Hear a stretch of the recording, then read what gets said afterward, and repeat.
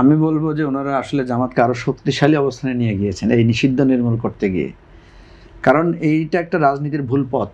আপনি কাউকে জোরপূর্বক যদি নিষিদ্ধ বা নির্মূল করতে চান, রাজনীতি এমন একটা জায়গা, শুধু রাজনীতি না, বিজ্ঞানও কি বলে আপনি দেখেন নিউটনের যে থার্ড ল, সেখানে যে শক্তির যে নিত্যতা সূত্রটা আমরা পড়ে এসেছি, সেখানে কি বলা হয়েছে? শক্তির সৃষ্টি বা বিনাশ নেই, শক্তিকে এক অবস্থা থেকে শুধু আরেক অবস্থায় রূপান্তর করা যায়। বাংলাদেশে যখন ৭০ সালে নির্বাচন হয়েছিল, পাকিস্তান ফ্রেমওয়ার্কের মধ্যে হওয়া নির্বাচনে, সামরিক জান্তাদের দ্বারা পরিচালিত নির্বাচনে বাংলাদেশের একেবারে ৯০% মানুষ আওয়ামী লীগকে ভোট দিয়েছে।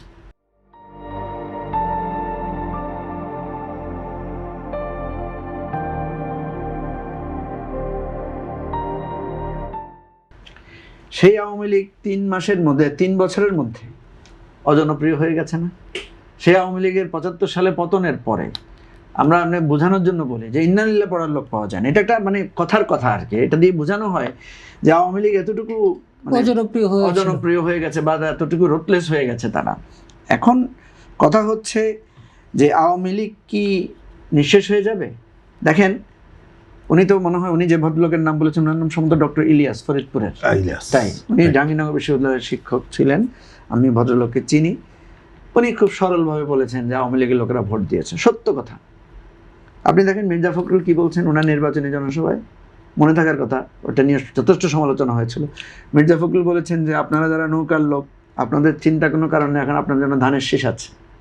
ঠিক আছে, আমি ওনাদের দুজনকেই সমালোচনা করছি না, আমি বরং ওনাদেরকে সাপোর্ট দিচ্ছি। কারণ কি, এই আওয়ামী লীগকে তো আপনি ফেলে না দিয়ে আত্মীকরণ করেন, তাকে রাজনীতিতে তার ভুলটা বোঝার সুযোগ দেন।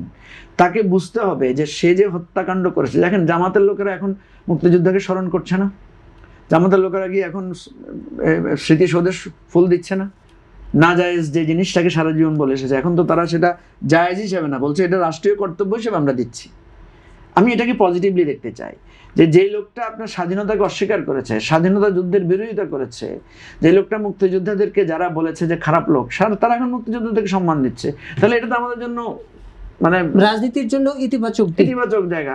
যে আওয়ামী লীগ জামাতকে নিষিদ্ধ করতেছিল, সে এখন যদি জামাতকে ভোট দেয়, যে আওয়ামী লীগ বিএনপির লোকদেরকে গুম করে ফেলেছিল, যে আওয়ামী লীগ বিএনপির লোকদের অধিকার দেয় নাই, আপনার অফিস থেকে ধরে নিয়ে গিয়ে জেল, ইলিয়াস আলীর মতো একজন এত উচ্চমানের নেতাকে গুম করে গায়েব করে দিয়েছে, সে আওয়ামী লীগ এসে এখন বিএনপির কাছে শেল্টার খুঁজছে। আমি এটাকে পজিটিভলি দেখতে চাই।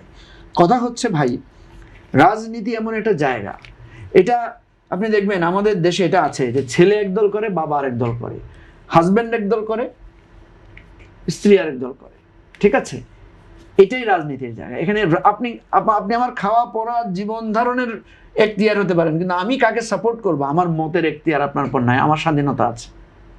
সেই জন্য আমি আপনাকে বলি, আওয়ামী লীগ যতক্ষণ পর্যন্ত এই গণহত্যা, এই ভোট চুরি, এই টাকা লুটপাট, এই জায়গা থেকে আপনি যতক্ষণ পর্যন্ত আওয়ামী লীগ তার পরিবর্তন না ঘটবে, ততক্ষণ পর্যন্ত আওয়ামী লীগ বাংলাদেশে ফ্যাসিবাদী, খুনি, লুটেরা হিসেবে চিহ্নিত থাকবে।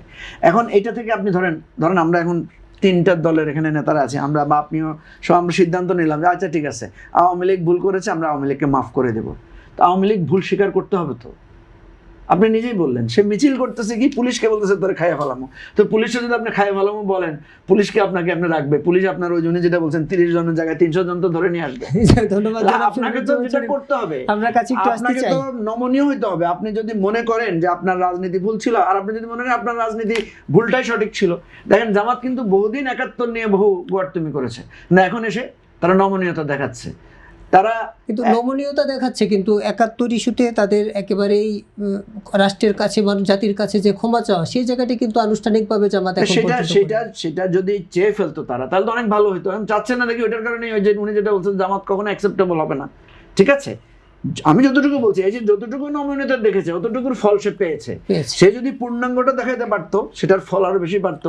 হয়তো শরীফ ভাইয়ের মতো লোক, জামাতের এই যে আমির কি নাম, শফিক সাহেব, উনি জাসদ করতে আসছেন না, তো শরীফ ভাইয়ের মতো কমিউনিস্ট পার্টি করার লোক হয়তো জামাতে জয়েন করে ফেলতো তখন।